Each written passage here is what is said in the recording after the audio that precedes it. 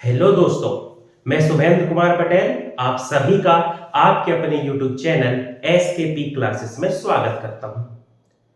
पिछली वीडियो में आपने देखा हमने वर्क एनर्जी पावर कार्य ऊर्जा शक्ति के बारे में पढ़ा। उसकी जो प्लेलिस्ट है वो आपको YouTube चैनल पर मिल जाएगी। हमने वर्क एनर्जी पावर, उसके फॉर्मूला, रिलेशन, कंडीशन, ये सब जितना था उसे हमने पढ़ लिया है। आज से हम नए टॉपिक की शुरुआत करने जा रहे हैं जिसे अपन कहते हैं ग्रेविटेशन, या जिसे कहा जाता है गुरुत्वाकर्षण। अब ये जो शब्द है आप लोगों के लिए नया नहीं है। हमेशा ऐसा ही सुनते आ रहे हो कि गुरुत्वाकर्षण है, पृथ्वी किसी वस्तु को खींचती है, गुरुत्व है, ग्रेविटी है, ये सब समझते आ रहे हैं। लेकिन थोड़ा सा अपन इसमें फिजिक्स के एंगल से अपन समझेंगे, कहां से आया, क्या हुआ, कैसा था, क्या इसकी कहानी थी, थोड़ा अपन इसको समझने का प्रयास करेंगे। तो सबसे पहले एक कॉन्सेप्ट अपने दिमाग से निकाल दो कि गुरुत्वाकर्षण, ग्रेविटेशन, और जो ग्रेविटी या गुरुत्व है वो एक ही होता है। दोनों अलग अलग चीजें, बिल्कुल इसको दिमाग से बिल्कुल क्लियर कर लो कि ग्रेविटेशन गुरुत्वाकर्षण, ग्रेविटी गुरुत्व, दोनों अलग अलग चीज होती है। पहले अपन पढ़ रहे हैं ग्रेविटेशन गुरुत्वाकर्षण, उसके बाद फिर आगे चलेंगे तो वहां अपन पढ़ेंगे ग्रेविटी या गुरुत्व। अब जब गुरुत्वाकर्षण या ग्रेविटेशन की बात आएगी तो आपको पता है कि एक ही वैज्ञानिक थे जिन्होंने ये काम किया है ना। ऐसा कहा जाता है कि सेब के पेड़ के नीचे बैठे थे, उनके सिर से सेब टकराया तो उनके दिमाग में ये विचार आया कि ये सेब नीचे ही क्यों आ रहा है, और इसके बेस पे उन्होंने खोज की। उस वैज्ञानिक को, उनको आप जानते होंगे, उनका नाम है न्यूटन। तो न्यूटन ने ही गुरुत्वाकर्षण के संबंध में कार्य किया है। चलिए अब इसको अपन थोड़ा सा समझने का प्रयास करते हैं। ठीक, देखो गुरुत्वाकर्षण जो होता है ये पूरी दुनिया में, पूरे ब्रह्मांड में, यूनिवर्स में काम करता है। याद रखना, ऐसा नहीं है कि सिर्फ ये पृथ्वी इस पेन को खींच रही तो ये गुरुत्वाकर्षण है, नहीं। गुरुत्वाकर्षण पूरे ब्रह्मांड में काम करता है। ब्रह्मांड में स्थित प्रत्येक वस्तु हमेशा किसी दूसरे वस्तु को अपनी ओर खींचने का प्रयास करती है। उनके बीच क्या होता है? एक अट्रैक्टिंग फोर्स होता है, आकर्षण बल होता है। जब वो एक दूसरे को अपनी ओर खींचते हैं तो उनके बीच लगने वाले बल को गुरुत्वाकर्षण बल, और इस घटना को गुरुत्वाकर्षण कहते हैं। ठीक है, हर वस्तु, अब ये बात की बात है कि वो वस्तु खींच नहीं पा रही है। आपके घर में मान लो पलंग रखा है, सोफा रखा है, टीवी है, कंप्यूटर है, लैपटॉप है, मोबाइल है, जितनी भी चीजें हैं उन सभी के बीच एक फोर्स लग रहा है जो हमेशा उनको खींचने की कोशिश कर रहा है। लेकिन ऐसा नहीं होगा कि आप सुबह उठो और वो सब आपस में चिपके हुए हैं और फिर सबको ऐसे दूर दूर कर रहे हैं, ऐसा नहीं होगा। क्योंकि ये जो गुरुत्वाकर्षण बल है, ग्रेविटेशनल फोर्स है, ये बहुत कमजोर है, बहुत वीक है। अभी अपन उसकी वैल्यू भी देखेंगे। कमजोर होने की वजह से वो खींच नहीं पा रहा है। लेकिन यदि मास बहुत बढ़ जाए, किसी वस्तु का द्रव्यमान बहुत बढ़ जाए तो काम भी कर जाएगा, है ना। वो कंडीशन भी अपन पढ़ेंगे आगे। लेकिन ब्रह्मांड में जब लग रहा है, यूनिवर्स में जब काम कर रहा है, तो वो क्या कहलाता है? गुरुत्वाकर्षण। तो इसमें अपन न्यूटन का काम समझते हैं। चलो उसके लिए अपन कंडीशन लेते हैं। मान लो ये कोई दो ऑब्जेक्ट है अपने पास, ऑब्जेक्ट ए और ये है ऑब्जेक्ट बी। ऑब्जेक्ट ए का जो मास है ये है m1, ऑब्जेक्ट बी का मास है m2, और इन दोनों के बीच का जो डिस्टेंस है, जो दूरी है, वो है r। दूरी मतलब उनके बीच में जो है उसे रिप्रेजेंट कर रहे हैं अपन r से। इन दोनों के बीच ग्रेविटेशनल फोर्स, गुरुत्वाकर्षण बल, ग्रेविटेशनल फोर्स लग रहा है, और ये जो ग्रेविटेशनल फोर्स है ये इनको खींच रहा है, खींचने की कोशिश कर रहा है। तो इस संदर्भ में अब हमें देखना है न्यूटन का गुरुत्वाकर्षण का नियम, न्यूटन का ग्रेविटेशन, या जिसे अपन कहते हैं गुरुत्वाकर्षण का नियम। तो न्यूटन ने कहा कि यदि हम दो वस्तु की बात करें तो इन दोनों वस्तुओं के मध्य लगने वाला बल, इन दोनों ऑब्जेक्ट या वस्तुओं के मध्य जो फोर्स या बल लग रहा है वो दोनों वस्तुओं के मास या द्रव्यमान के समानुपाती होता है। और दोनों वस्तुओं के बीच की दूरी के वर्ग के व्युत्क्रमानुपाती होता है। ठीक है, बोलने में थोड़ा अजीब लग रहा है, न्यूमेरिकल तो बहुत सिंपल है, लेकिन एक आपको पता होना चाहिए, है ना। तो दो वस्तुओं के मध्य लगने वाला गुरुत्वाकर्षण बल दोनों वस्तुओं के द्रव्यमान के गुणनफल के समानुपाती और दोनों वस्तुओं के बीच की दूरी के वर्ग के व्युत्क्रमानुपाती होता है। अब इसी को अपन क्या करते हैं, गणितीय रूप में समझने की कोशिश करते हैं। क्या कहा, दो वस्तुओं के बीच लगने वाला फोर्स या बल F उन दोनों वस्तुओं के मास या द्रव्यमान, दोनों वस्तुओं का मास कितना है, m1 m2, दोनों वस्तुओं के द्रव्यमान मास के गुणनफल, मल्टीप्लिकेशन, गुणनफल के डायरेक्टली प्रोपोर्शनल या समानुपाती होता है। यही है पहली कंडीशन। ठीक, दूसरा, उन दोनों वस्तुओं के बीच लगने वाला गुरुत्वाकर्षण बल उन दोनों के बीच की दूरी के वर्ग के व्युत्क्रमानुपाती होता है। मतलब वो दोनों जो ऑब्जेक्ट हैं उनके बीच का जो डिस्टेंस है उस डिस्टेंस के स्क्वायर के इनवर्सली प्रोपोर्शनल होगा। ये कौन सी कंडीशन हो गई, दूसरी। अब यहां से आपको एक चीज समझ में आ जाएगी कि यदि हम किसी ऑब्जेक्ट का मास इंक्रीज कर दें, द्रव्यमान बढ़ा दें, मास को इंक्रीज कर दें, तो उनके बीच लगने वाला जो ग्रेविटेशनल फोर्स है वो क्या हो जाएगा, इंक्रीज हो जाएगा, बढ़ जाएगा, क्योंकि डायरेक्टली प्रोपोर्शनल। यदि हम ऑब्जेक्ट के बीच की दूरी को बढ़ा दें, डिस्टेंस या दूरी को बढ़ा दें, तो उनके बीच जो लगने वाला फोर्स है, जो उनके बीच जो ग्रेविटेशनल फोर्स लग रहा है वो क्या हो जाएगा, कम हो जाएगा, क्योंकि ये एक दूसरे के क्या है, इनवर्सली प्रोपोर्शनल है, व्युत्क्रमानुपाती है। जैसे समझ लो ये A और B है, A यहीं रहने दो, इस B को उठा के यहां पर ले जाने पर यदि B यहां पर आ गया तो इनके बीच का R बढ़ जाएगा, और यदि R बढ़ गया तो इनके बीच जो अट्रैक्ट करने वाला फोर्स है वो उतना ताकतवर नहीं रहेगा, उतना पावरफुल नहीं होगा, तो वो जो फोर्स है वो क्या हो जाएगा, डिक्रीज हो जाएगा।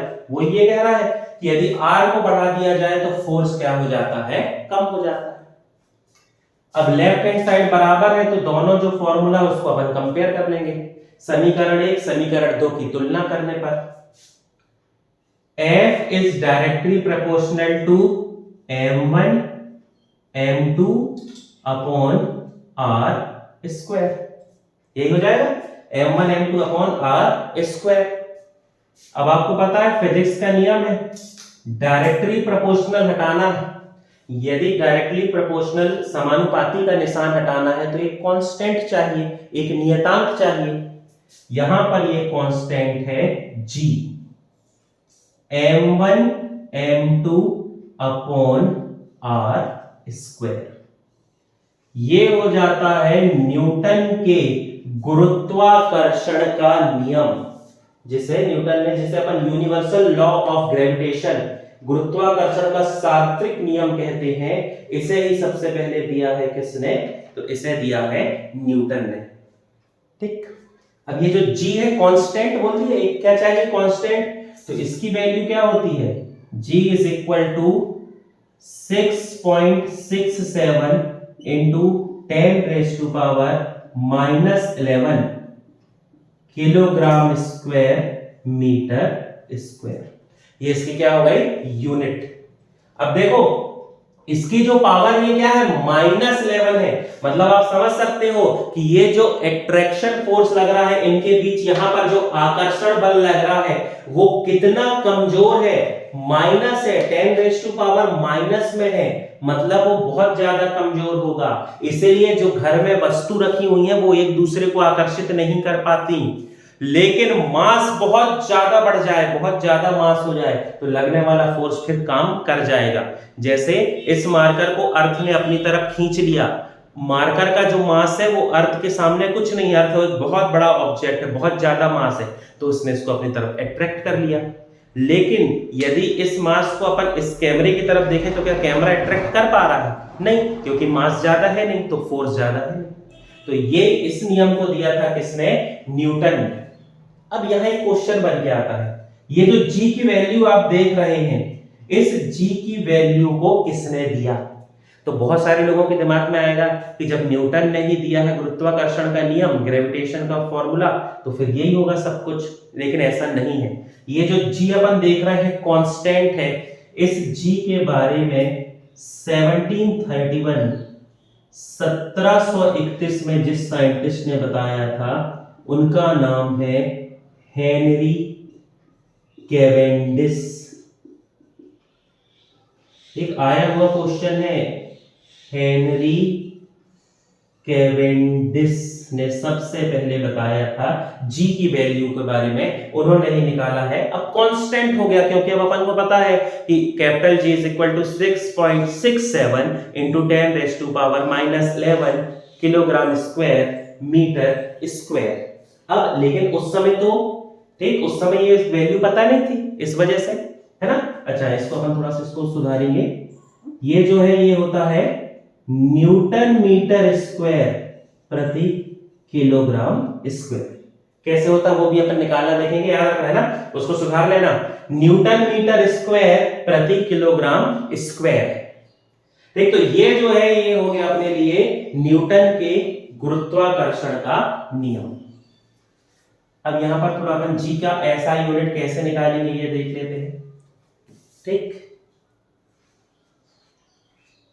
तो देखिए F बराबर G m1 m2 upon r square.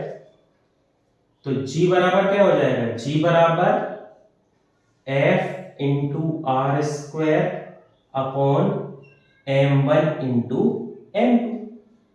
G F force जो है इसकी एसआई यूनिट क्या होती है, न्यूटन। R मतलब डिस्टेंस, दूरी, और दूरी की एसआई यूनिट क्या होती है, मीटर। तो मीटर, लेकिन दूरी का स्क्वायर है मतलब मीटर का क्या हो जाएगा, स्क्वायर, अपॉन m1 m2 क्या है, मास, और मास की एसआई यूनिट क्या होती है, किलोग्राम। तो किलोग्राम इंटू किलोग्राम।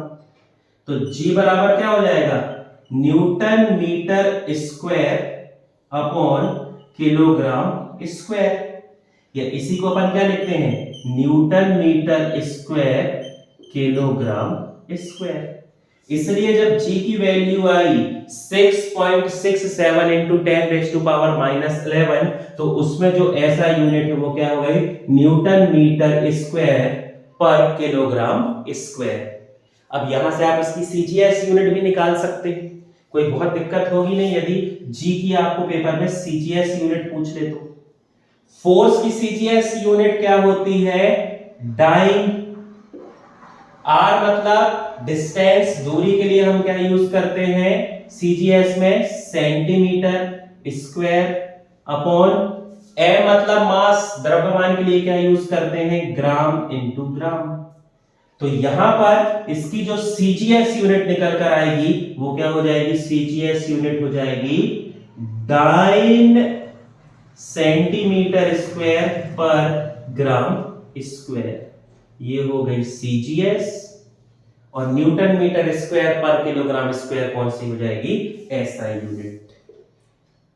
ठीक, आप निकाल सकते हैं आसानी से, बस आपको फॉर्मूला पता होना चाहिए। लेकिन पेपर में इन सब चीजों का समय आपको बचाना है, और भी क्वेश्चन रहेंगे, और ऐसा तो है नहीं कि सिर्फ एक न्यूटन का क्वेश्चन कर दो, एक ग्रेविटेशन का क्वेश्चन कर दो, काम चल जाए।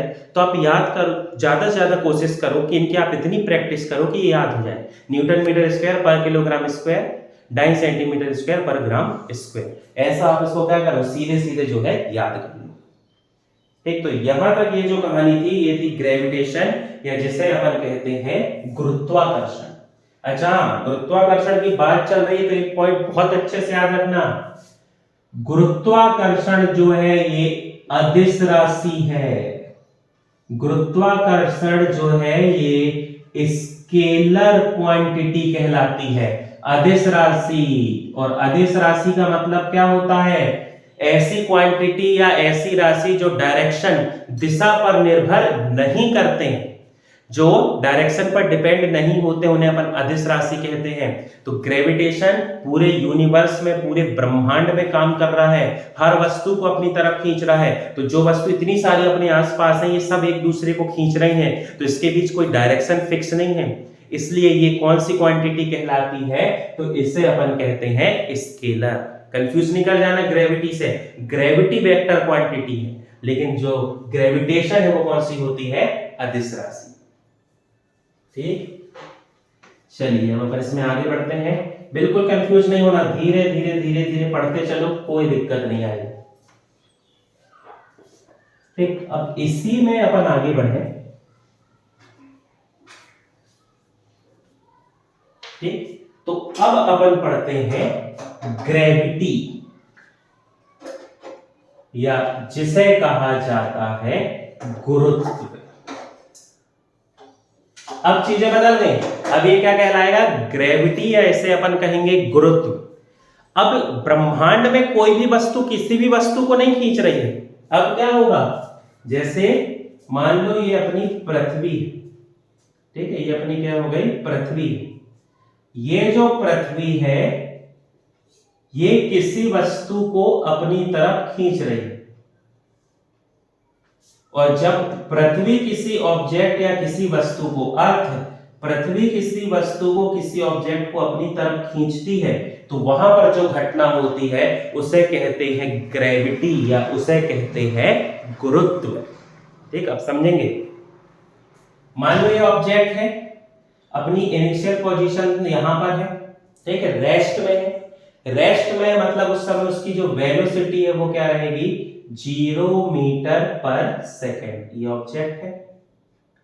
अब इसको क्या करेगा? पृथ्वी का जो ग्रेविटेशन है, अर्थ का ग्रेविटेशन है, जिसे अपन ग्रेविटी कहते हैं, वो अपनी तरफ अट्रैक्ट करेगा। तो ये जो ऑब्जेक्ट है, जब ये जैसे जैसे नीचे आएगा, इसके जो वेलोसिटी या वेग है ये धीरे धीरे क्या होता जाएगा? बढ़ता जाएगा। इसकी वेलोसिटी क्या होगी? धीरे धीरे बढ़ते जाएगी। ठीक, अब यहां पर दो चीजें आती हैं कि मीटर पर सेकंड जो है ये ऐसा यूनिट तो स्पीड की भी होती है, चाल की भी होती है, लेकिन यहां इसे अपन वेग क्यों कह रहे हैं? दूसरी बात कि ये पत्थर या कोई ऑब्जेक्ट, इसमें मशीन तो लगी नहीं है, फिर ये बढ़ क्यों रहा है? 0 था, फिर 1 2 3 4 हो गया। इसकी जो ये वेलोसिटी है, ये वेलोसिटी बढ़ क्यों रही है? तो दोनों के अपन आंसर ढूंढते हैं। पहला तो ये कि हम वेलोसिटी या वेग क्यों कह रहे हैं? तो वेलोसिटी या वेग इसीलिए कह रहे हैं क्योंकि यहां पर दिशा निश्चित है। जहां पर डायरेक्शन या दिशा फिक्स हो, याद करो जब अपन डेफिनेशन पढ़ रहे थे, जहां पर डायरेक्शन फिक्स हो वो स्पीड नहीं होती, वो क्या हो जाती है? वेलोसिटी। तो वेलोसिटी इसीलिए कह रहे हैं क्योंकि यहां पर क्या है? फिक्स डायरेक्शन है। पृथ्वी ही पत्थर को खींचेगी या पृथ्वी ही ऑब्जेक्ट को नीचे खींचेगी, ये फिक्स है, इसमें कोई बदलाव नहीं है। ऐसा नहीं है कि ऑब्जेक्ट ऊपर गया तो अर्थ उसके पीछे पीछे ऊपर जाने लगी, ये फिक्स है, ये कभी बदलेगा नहीं। इसलिए यहां पर अपन क्या यूज कर रहे हैं? वेलोसिटी। फिर दूसरा क्वेश्चन ये बन के आया कि ये वेलोसिटी बढ़ क्यों रही है? ठीक है, तो ये वेलोसिटी इसलिए बढ़ रही है क्योंकि अभी अपन ने देखा न्यूटन का नियम क्या कहता है कि F is inversely proportional to R square. मतलब यदि दूरी कम हो जाए तो फोर्स क्या होता है? ज्यादा। ये पत्थर यहां पर था, जैसे जैसे ये नीचे आ रहा है तो इनके बीच की दूरी कम हो रही है, और जब पत्थर और पृथ्वी के बीच की दूरी कम हो रही है तो लगने वाला फोर्स जो है वो ज्यादा है, और फोर्स ज्यादा है तो उसको तेजी से खींच रहा है, जल्दी जल्दी नीचे खींच रहा है। इसलिए क्या होगा? इसकी जो वेलोसिटी है वो क्या हो जाएगी? बदल जाएगी। इसके वेलोसिटी में क्या हो रहा है? चेंज हो रहा है विथ रिस्पेक्ट किसके? टाइम के। समय के साथ वेग में क्या हो रहा है? परिवर्तन। अब याद करो अपन परिभाषा पढ़े थे, वेग परिवर्तन की दर क्या कहलाती है? Rate of change in velocity.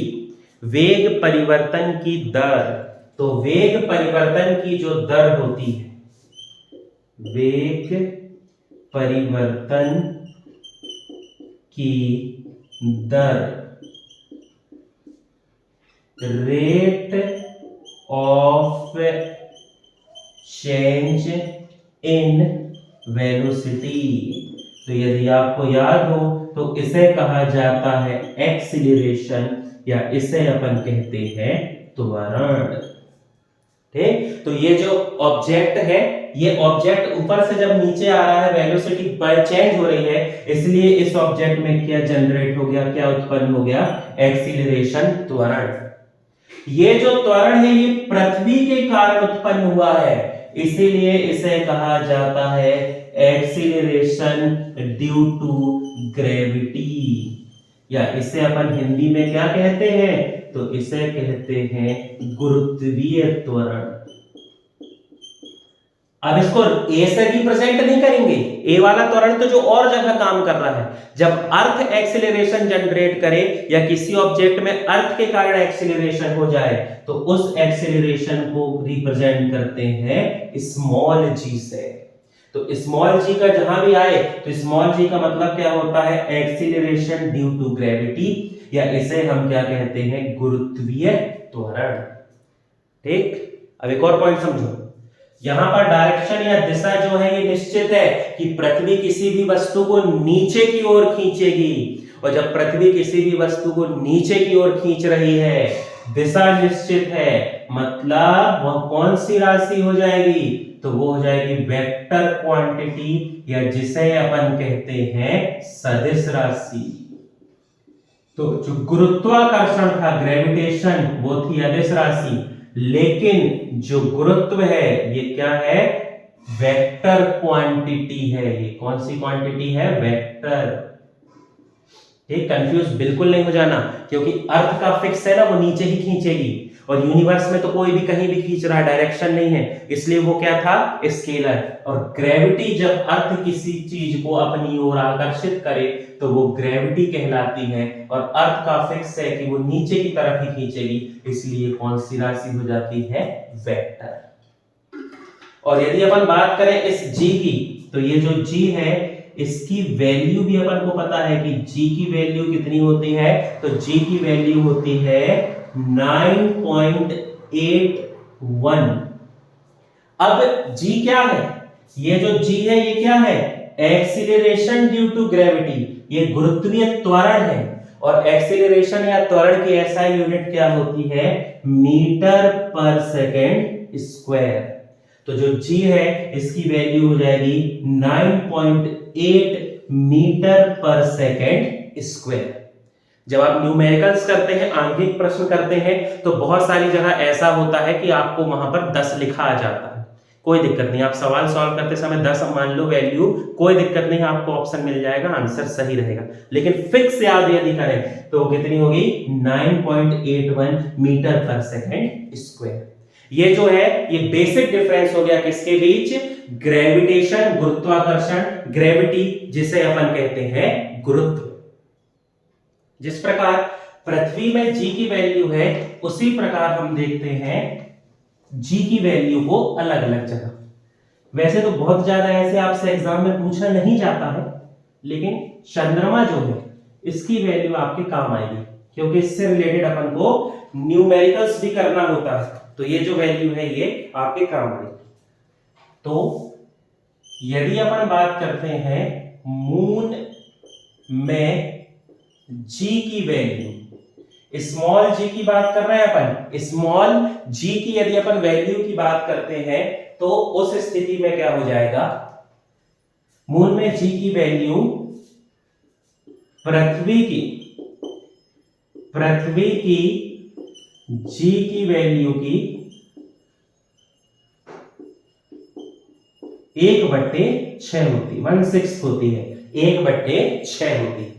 मतलब अपन क्या कहेंगे, मून में g is equal to earth में g की वैल्यू, अर्थ में g की वैल्यू अपॉन 6 है, तो अपॉन क्या हो जाएगा 6।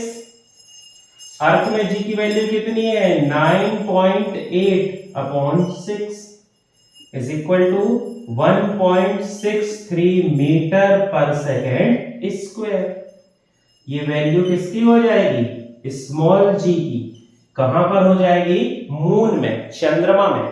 ठीक है, आपसे पेपर पूछा जाएगा चंद्रमा में जी की वैल्यू क्या होती, तो वहां पर गुणा भाग करने नहीं बैठना, रट लो 1.63 मीटर पर सेकेंड स्क्वायर। अब पूछा जाए कि पृथ्वी की तुलना में कैसी होती है, तो पृथ्वी में जो जी की वैल्यू है उसकी 1/6 1/6 होती है मून में जी की वैल्यू। ठीक, वैसे तो चंद्रमा की क्वेश्चन जैसे न्यूमेरिकल भी अपन करें ना, तो चंद्रमा का ही ज्यादा पूछता है कि किसी व्यक्ति का भार पृथ्वी में इतना है तो चंद्रमा में जाके कितना हो जाएगा, किसी व्यक्ति के द्रव्यमान इतना है तो ये वो तो चंद्रमा ही। लेकिन फिर भी यदि आप चाहो तो कुछ पॉइंट यदि याद करना चाहो तो कर सकते हो। जैसे यदि अपन बात करें सूर्य की, तो जो सूर्य है, सूर्य में जी की वैल्यू जो होती है ये पृथ्वी से, अर्थ या पृथ्वी से 28 गुना अधिक, 28 टाइम है, 28 गुना अधिक है।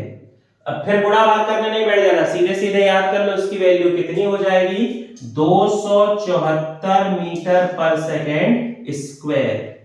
ये होती है किसमें, सन में जी की वैल्यू। न्यूमेरिकल्स नहीं आते हैं पर ऑब्जेक्टिव के पर्पस से आप याद कर लो। ऐसे ही कभी कभी आपसे पूछ लिया जाता है जुपिटर, या जिसे अपन कहते हैं बृहस्पति। बृहस्पति में जी की जो वैल्यू है वो पृथ्वी से 2.5 गुना अधिक, अर्थ से 2.5 टाइम्स है, मतलब ये 2.5 गुना क्या है, अधिक। तब गुणा भाग का नहीं रख लेना वहां की, यहां पर 9.8 से गुणा कर रहा है, सीधे सीधे याद कर लो 2.5 गुना अधिक है, वो है 23.88 मीटर पर सेकेंड स्क्वायर। ठीक, चंद्रमा की हो गई 1/6 1.63। यदि अपन बात करें सन की तो 28 गुना अधिक है 274 मीटर पर सेकेंड स्क्वायर। यदि जुपिटर की बात करें तो पृथ्वी से 2.5 गुना अधिक है, और 2.5 गुना अधिक है तो कितनी हो जाएगी, 23.88 मीटर पर सेकेंड स्क्वायर। ये सब जो वैल्यूज है आपको याद होना चाहिए ना, इससे रिलेटेड न्यूमेरिकल्स आते हैं। और बाकी न्यूमेरिकल्स नहीं तो ऑब्जेक्टिव के हिसाब से तो आपको पता ही होना चाहिए। ठीक, चलिए अब इसमें अपन आगे बढ़ते हैं। अब एक क्वेश्चन समझते हैं जिससे अपन जो है काफी कुछ चीजों को समझ जाएंगे। मान लो ये अर्थ है, ठीक, अपनी इस अर्थ में, इस पृथ्वी के ऊपर एक बॉल रखी हुई है। ये जो बॉल है इसका मास है 1 किलोग्राम। ठीक, ये किसके ऊपर रखी हुई है, अर्थ के ऊपर, पृथ्वी के ऊपर। अब आपसे क्वेश्चन पूछ लिया जाए कि इसके बीच जो लगने वाला फोर्स है, इसके बीच लगने वाला बल जो है वो क्या होगा।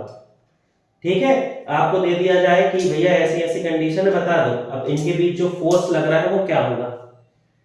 तो अपन जानते हैं ग्रेविटेशन का जो फॉर्मूला वो क्या कहता है, F is equal to G m1 m2 upon r square.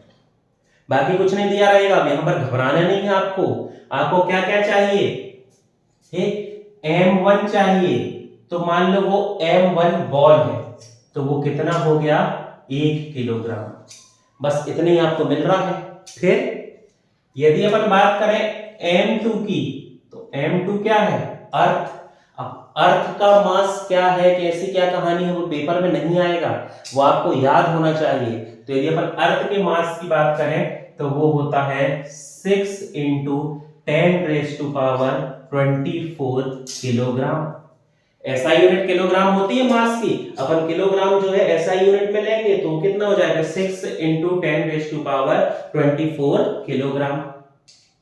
m1 हो गया, m2 हो गया, g की वैल्यू आपको याद होना चाहिए 6.67 × 10⁻11 newton metre square kilogram square. ये भी ऐसा ही रहेगा ना, ये सब याद होना चाहिए। F निकालना है, G पता चल गया, m1 m2 r आर कितनी है, ये जो है ये पृथ्वी के ऊपर रखी हुई है, मतलब अपन को अर्थ के सेंटर से यहां तक जाना पड़ेगा दूरी निकालने के लिए। मतलब अपन को क्या पता होना चाहिए, रेडियस। आर मतलब रेडियस, वो भी किसकी, अर्थ की। तो अर्थ की रेडियस होती है 6400 किलोमीटर। ये आप याद कर सकते हो, इसलिए मैं यहां से जोड़ रहा हूं, 6400 किलोमीटर आपको याद रहेगा। लेकिन दिक्कत ये है, किलोमीटर तो ऐसा यूनिट होती नहीं, दूरी की ऐसा यूनिट मीटर होती है, तो इसको आप बदलो मीटर में। तो 6400 गुणित 1000, ये बदल गया मीटर में। 6400 में 3 जीरो और लगा दो, ये हो गया मीटर। तो 64 गुणित 10 की घात 1 2 3 4 5 10⁵ मीटर। और सिंपल करो, 6.4 इंटू 10⁶ मीटर। ये क्या हो गई, अर्थ की निकल आई अपन को रेडियस, क्योंकि ये यहां पर क्या कर रही है, दूरी। अब सब पता, वैल्यू बस रखना अपन को। F बराबर 6.67। कभी कभी आपको न्यूमेरिकल सॉल्व करना है तो 7 को आप 6.7 भी मान सकते हैं, बाकी कोई दिक्कत नहीं। यहां 6.67 इंटू 10⁻⁻11, ठीक, इंटू m1 क्या है, बॉल है 1 किलोग्राम, m2 क्या है, अर्थ 6 into 10⁻24 upon r square. r कितना है, 6.4 इंटू 10⁻6 का क्या हो जाएगा, होल स्क्वायर। सॉल्व करें इसको, अपन आगे बढ़े। थोड़ी मैथ्स है, बहुत दिक्कत नहीं, बिल्कुल बेसिक चाहिए आपको। तो f बराबर 6.67 इंटू 6 इंटू 10। अब देखो यहां पर दोनों क्या है, 10⁻है, 10⁻है, 10 की घात है, 10 की घात।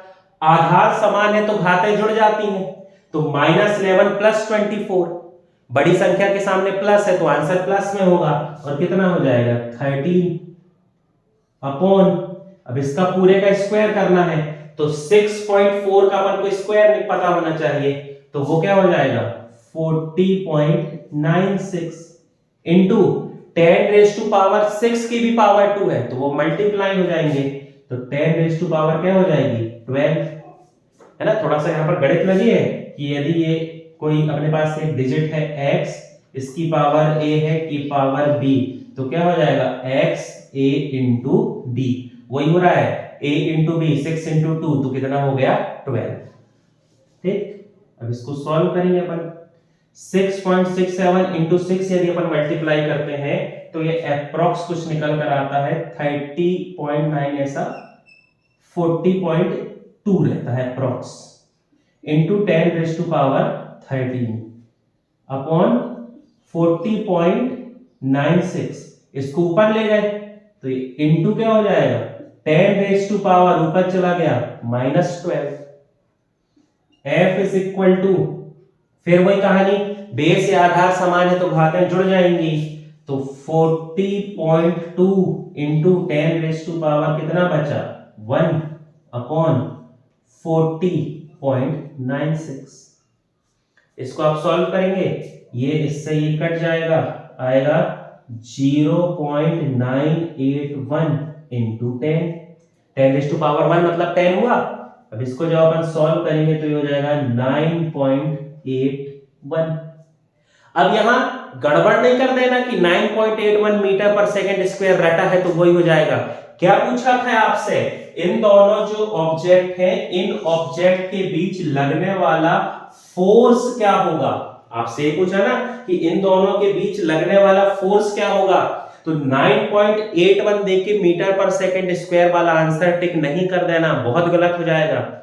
जब आपसे फोर्स पूछा है तो F बराबर 9.81, लेकिन बल या फोर्स की ऐसा यूनिट क्या होती है, न्यूटन, तो आपका आंसर क्या होगा 9.81 न्यूटन। बस यही उद्देश्य था इस सवाल को कराने का। इसको बताने का कारण ही यही था कि आप बहुत अच्छे से अवेयरनेस के साथ एग्जाम में बैठे। देखो सब कुछ अच्छा करोगे आप, गणित अच्छी है, आप पेपर देने बैठोगे, आप इतनी मैथ्स करके गए हो कि आपकी मैथ्स अच्छी होगी, उसमें कोई डाउट नहीं है। आप मैथ्स सब अच्छा कर रहे हो, लेकिन क्या है आपके दिमाग में बैठा है 9.81 मतलब मीटर पर सेकंड स्क्वायर। पहले ही ऑप्शन देखेगा, टिक मारोगे, लगेगा सही है। लेकिन क्वेश्चन पढ़ो, क्वेश्चन में क्या पूछा है, इन दोनों के बीच लगने वाला फोर्स। और जब सब ऐसा यूनिट में ला रहे हैं तो फोर्स की भी ऐसा यूनिट देखेंगे, और फोर्स की ऐसा यूनिट क्या हो जाएगी, न्यूटन। तो आंसर 9.81 तो है, पर उसके साथ क्या रहेगा, न्यूटन। तो इसी तरीके से आपको जो है थोड़ा सा अवेयरनेस रह के, थोड़ी सी जागरूकता के साथ आपको मॉक टेस्ट में प्रैक्टिस करना है, फाइनल में भी प्रैक्टिस करना है। ठीक, तो आज की वीडियो में इतना ही। आज की वीडियो में हमने गुरुत्वाकर्षण और गुरुत्व को समझ लिया, दोनों अलग अलग होते हैं। गुरुत्वाकर्षण पूरी दुनिया में काम कर रहा है, अदिश है, स्केलर है। ग्रेविटी या गुरुत्व जब पृथ्वी किसी को खींच रही है, दिशा निश्चित है, सिर्फ पृथ्वी के लिए काम कर रहा है, तो वो वेक्टर है, सदिश है। साथ ही साथ उसके अपन ने जितने भी वैल्यू थी ये सब देखा। आप इस वीडियो को देखें, जो भी आपको समस्या आप कमेंट बॉक्स में पूछ सकते हैं। ऐसे ही हमारे चैनल से संबंधित जानकारी के लिए हमारे चैनल से जुड़े रहें। बहुत बहुत धन्यवाद।